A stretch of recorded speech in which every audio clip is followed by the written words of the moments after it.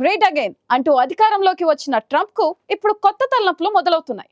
గత కొన్నేళ్లుగా అమెరికా అప్పుల కుప్పగా మారిపోయింది. ప్రస్తుతం అమెరికా అప్పులు $36 ట్రిలియన్ చేరుకుంది. ఇటీవల జరిగిన ఎన్నికల్లో ట్రంప్ ఘన విజయం సాధించి వచ్చే ఏడాది జనవరి 20న అధ్యక్షుడిగా బాధ్యతలు చేపట్టనున్నారు. అయితే ఎన్నికల్లో ట్రంప్ ఇచ్చిన హామీలు అమలు చేయడం కష్టమని ఆర్థిక నిపుణులు చెబుతున్నారు.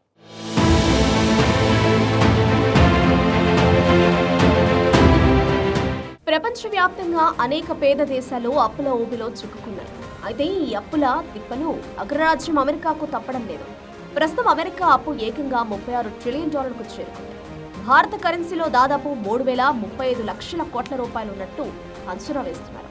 అయితే ఈ ఏడాది $2 ట్రిలియన్ అప్పు పెరిగింది. దీంతో ఇప్పుడు ప్రతి అమెరికన్ మీద సగటున 91 లక్షల అప్పు ఉన్నట్టు తెలుస్తోంది. అయితే ఇటీవల జరిగిన ఎన్నికల్లో మేక్ అమెరికా గ్రేట్ అగైన్ నినాదంతో ప్రచారం నిర్వహించి ఘన విజయం సాధించిన ట్రంప్నకు ఇప్పుడు ఈ అప్పులు పెను సవాల్గా మారుతున్నాయి. జనవరి 20న అమెరికా కొత్త అధ్యక్షుడిగా ట్రంప్ బాధ్యతలు చేపట్టనున్నారు. అయితే ఈ అప్పులతో వచ్చే 4 ఏళ్ల ట్రంప్ పాలన ఎలా ఉండబోతుందనే చర్చ ఇప్పుడు మొదలైంది. గత కొన్ని దశాబ్దాలుగా అమెరికా అప్పులు పెరుగుతూనే ఉన్నాయి. 2000 సంవత్సరంలో దాదాపు $5.7 ట్రిలియన్ అప్పు ఉంది. అయితే ఇది 2020 నాటికి $23.2 ట్రిలియన్ పెరిగింది. ఇప్పుడు ఏకంగా $36 ట్రిలియన్ చేరుకుంది. వాస్తవానికి అమెరికా 2029 కల్లా ఈ స్థాయి అప్పులకు చేరుకుంటుందని అంచనా వేయగా ముందే అలా జరగడం ఆందోళన కలిగిస్తోంది.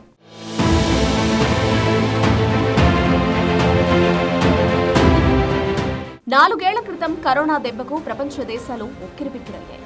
కరోనా సృష్టించిన విధ్వంసంతో అన్ని దేశాల ఆర్థిక వ్యవస్థలు అతలాకుతలమయ్యాయి. దీని నుంచి ఇంకా చాలా దేశాలు కోలుకోలేకపోయాయి. లాక్డౌన్తో అనేక దేశాలు అప్పుల్లోకి వెళ్లిపోయాయి. ఇక ఆర్థిక మాంద్యం కూడా పెను ప్రభావం చూపడంతో మధ్య తరగతి ప్రజలతో పాటు పేదలు తీవ్రంగా ఇబ్బందులు పడ్డారు. కోవిడ్ కొట్టిన దెబ్బతో అమెరికా ఆర్థిక వ్యవస్థ భారీగా పతనమైంది. దీంతో అమెరికాపై అప్పుల భారం తీవ్రంగా పెరిగింది. కోవిడ్ మొదలైనప్పటి నుంచి అంటే దాదాపు గడిచిన 4 ఏళ్లలో అమెరికా రుణాలు $16 ట్రిలియన్ పెరిగింది.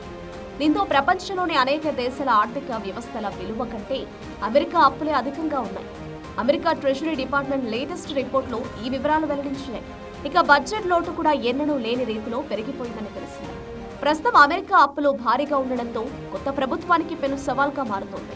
రుణాలపై పెరుగుతున్న వడ్డీ భారానికి తోడు పెరుగుతున్న ద్రవ్యోల్బణం, అంతర్జాతీయ పరిణామాల నేపథ్యంలో జాతీయ భద్రతకు ఖర్చు పెంచాల్సిన పరిస్థితి. దీనివల్ల అప్పుల భారం మరింతగా పెరిగే అవకాశం ఉంది. మరోవైపు ట్రంప్ తీసుకుంటున్న నిర్ణయాలు కూడా అమెరికాను అప్పుల్లోకి మరింత నెట్టే అవకాశం కూడా ఉందని ఆర్థిక విశ్లేషకులు చెబుతున్నారు. అధిక పన్నులు, వడ్డీ రేట్లను తగ్గిస్తారని సైతం ట్రంప్ ఎన్నికల్లో హామీ ఇచ్చారు. ఇప్పుడున్న పరిస్థితుల్లో ఆయనకి హామీ నిలబెట్టుకోవడం మరింత కష్టమని తెలుస్తోంది.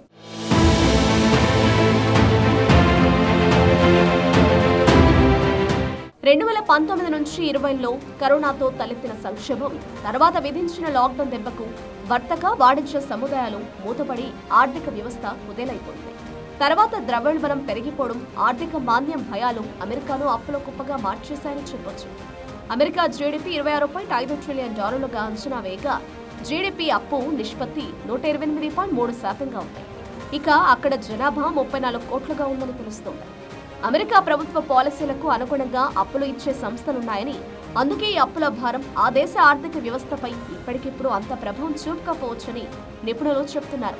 దీంతో ప్రజలపై పన్నుల భారం అంతలా ఉండదని ఆశాభావం వ్యక్తం చేస్తున్నారు. ప్రస్తుతం ధనికులు, కార్పొరేటర్ల మీద పన్నులు విధించి అప్పుల నుంచి బయటపడాలని బైడెన్ సర్కార్ భావిస్తుంది. రానున్న 3 సంవత్సరాల్లో ఆర్థిక వ్యవస్థ క్షీణత, ప్రభుత్వ రుణభారం, చెల్లింపులో సంక్షోభాలు వంటి వాటిని అంచనా వేసి పలు రేటింగ్ సంస్థలు ఇప్పటికే అమెరికా రేటింగ్ తగ్గిస్తున్నాయి. ద్రవ్యోల్బణాన్ని కట్టడి చేసేందుకు అమెరికా కేంద్ర బ్యాంకు, ఫెడరల్ రిజర్వ్ పలుమార్లు వడ్డీ రేట్లు పెంచుకుంటూ వచ్చింది. దీంతో డాలర్ విలువ పెరిగి ఇతర దేశాలకు కూడా ఇక్కట్లు తప్పట్లేదు. ఇంకా అమెరికాలో దిగ్గజ బ్యాంకులు కూడా దివాలా తీశాయి. ఉద్యోగాలు పడిపోవడం కూడా అక్కడ ఆర్థిక సంక్షోభాన్ని సూచిస్తోంది. కరోనా కారణంగా 2021లో అమెరికా ఆర్థిక వ్యవస్థ ఏకంగా $5.9 లక్షల కోట్ల సంపద కోల్పోయింది. ప్రస్తుతం ఇంకా ఆ ప్రభావం అమెరికాపై కనిపిస్తూనే ఉంది.